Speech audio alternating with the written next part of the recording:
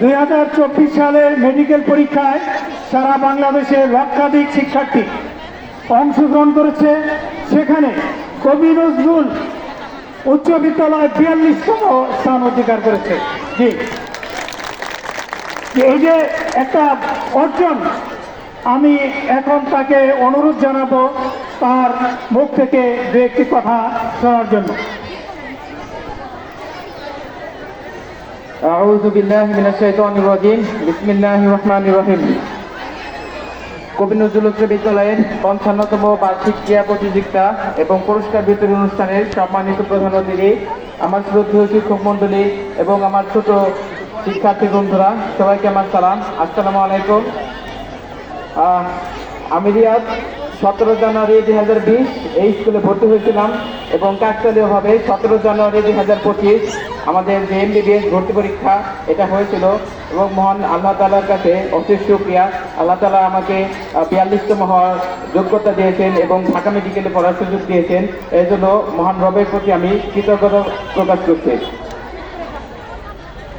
আসলে MBBS বা যে কোনো ভার্সিটি বা যে কোনো ইঞ্জিনিয়ারিং বিশ্ববিদ্যালয়ে পড়ার ক্ষেত্রে দুইটা জিনিস খুবই গুরুত্বপূর্ণ।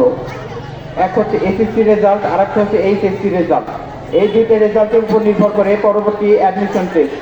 অ্যাডমিশন টেস্টের আগে অবশ্যই আমাদেরকে মনে রাখতে হবে SSC এবং HSCতে অন্তত GPA 5 যেন থাকে। GPA 5 থাকলে প্রতিযোগিতায় বসার ক্ষেত্রে সবার সাথে তাল মিলিয়ে পরীক্ষা দেওয়া যায়। জিপিএতে কম নাম্বার থাকলে আগে আসলে ছিটকে দেওয়ার অনেক চান্স থাকে। যেমন বইয়ের পরীক্ষার ক্ষেত্রে যদি কারো জিপিএ কম থাকে, ও আগেই বাদ, ও পরীক্ষা দিতেই পারবে না, ফর্মই তুলতে পারবে না।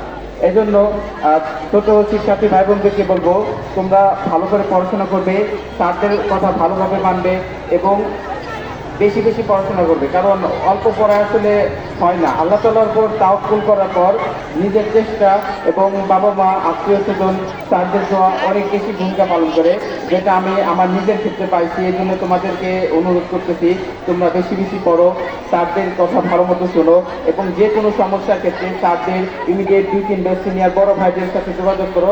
আল্লাহ তাআলা তোমাদের মঙ্গল করুক। আর আমার জন্য আমি স্যারদের কাছে দোয়া চাচ্ছি। MBBS আপনারা জানেন অনেক দীর্ঘ একটা কোর্স এবং কষ্টকর অন্যান্য ভার্সিটি চাইতে। তো আপনারা দোয়া করবেন আল্লাহ তাআলা যেন আমাকে সুস্থ রাখে এবং সুন্দরভাবে এই কোর্সটি সম্পন্ন করতে পারে। আসসালামু আলাইকুম।